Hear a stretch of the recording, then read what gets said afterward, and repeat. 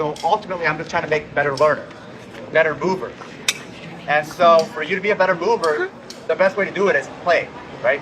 So our whole pedagogy is based on play, like little kids. But little kids can play right away. For adults, we've gone through more stuff. We've gone through more oppression. So for people who've gone through oppression to play, you just can't put them in play. Because even though it's play, and I frame it that way, it is going to cause fight or flight.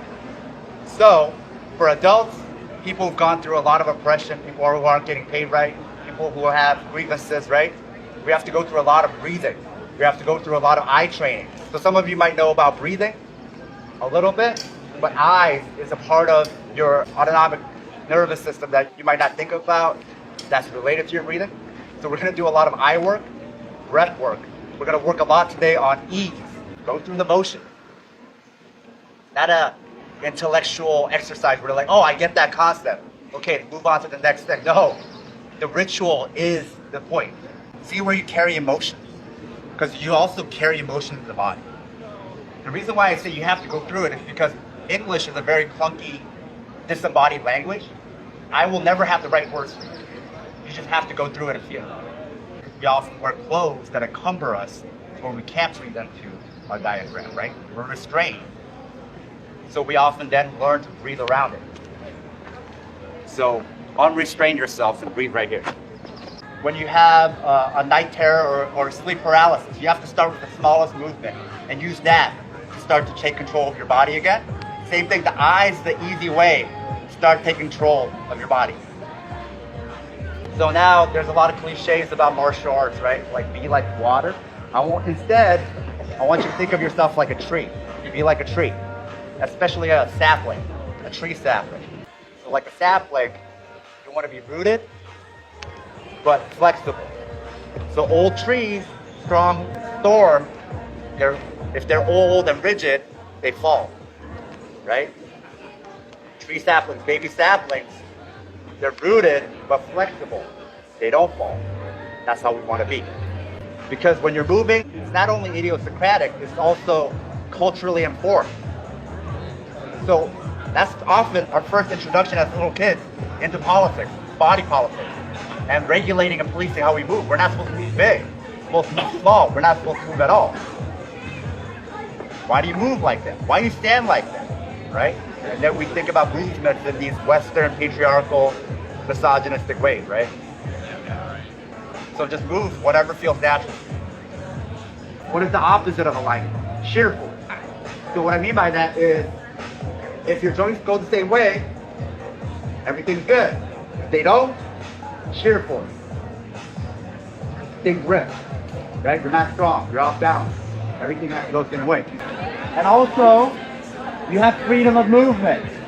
If you want to walk around and do this as you're moving, feel free to. Be gentle. You're each other's guide. You're not pretending to be an attacker. You're guiding each other's movement.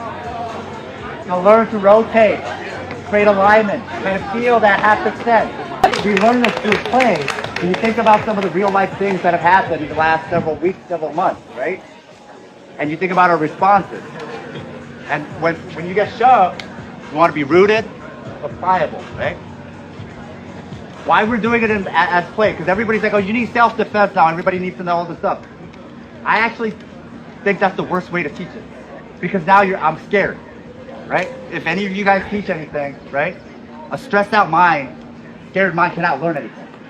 Fear is also a terrible motivator. It's like, I'm scared to die. I'm going to hit the gym. No, you're not. That's like the worst motivation. I hate myself for all these bad things are going to happen to me. What will people say? Okay, you're not going to go. You're not going to. What you want to do is you want to play, because how do people get good? They get good through competency. They have to practice a lot. How do people do that? It has to be fun, and they have to fall in love with it. That's the only way. You can't rely on motivation. You can't rely on all that other stuff. It's unreliable, right? Fun, falling in love with the thing. That's reliable. Then you don't even have to ask them. You don't even have to make competency a goal. They will just show up and keep doing the thing, right? Also, this is not serious, right? The stakes are low. This is not life or death. So enjoy yourself, have fun, it's okay to laugh.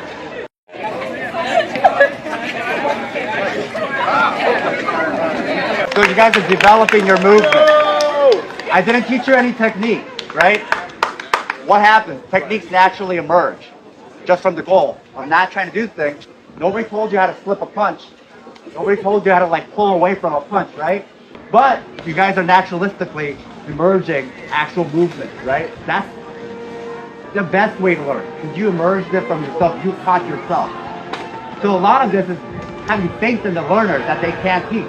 And I don't have to think of you as like empty vessels that I just pour info dump stuff into. You guys will figure out your own information. I just give you a goal, right? What if I want to stand with a bunch of them and we want to hold the line? This is where this is important. Because now, if you're going to shove me, push me here, I create a strong shape. Have somebody push you and see how strong you are. Not using strength, but just the architecture of your body, your structure, and your weight. So shove me as hard as you can. And even notice her feet. You think about like historically, right? This is automatically like the shape you would take to hold a shield. I want you to just understand the power of shape. When I teach this to preschoolers, I talk about how not to judge each other based on our size or shape, because that assumes we're fixed shapes. When we could constantly change our shape and size, it's make new shapes, right? So try that. Same shape. Kids will naturally do this. We just forget how to do it. This isn't about like infinitely not being pulled, right? Or infinitely not being shoved. Let's say I'm this way, and if I get shoved, okay, I gotta reclaim. Okay, I gotta reclaim. If I'm getting pulled, I get pulled, okay, I gotta reclaim. Why? If I don't want to get pulled, ultimately I just want to make it a hard time.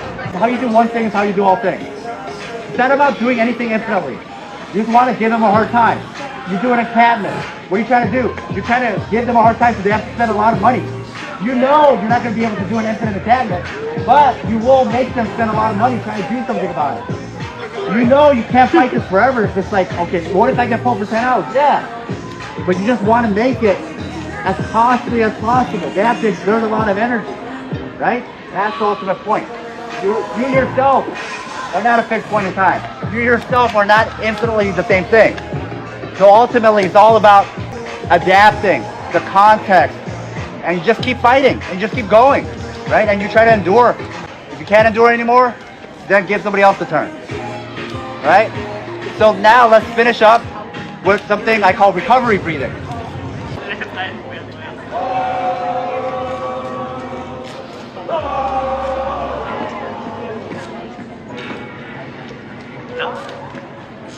If you're noticing the sound, that's great, because that's the context of how we're training. Nothing's ever going to be perfect. If you want to be consistent, you have to be willing to be imperfect, right? If you want to drink water every day, you can't think about drinking the same amount of water every day. Sometimes you drink this much, sometimes you drink this much, this, sometimes you don't drink at all. Then next day you pick it up. That's what consistency is. That's what consistency is. So, having noise, having distractions is a gift, because that's real. That's what we got to get used to. When there's noise, distraction, everything feels more intense. Your body's going to have a hard time figuring out what's the signal. It seems like all of it is signal, right? So that's why we go back to our breath. And steady ourselves. And try to find that signal. Try to figure out what's important.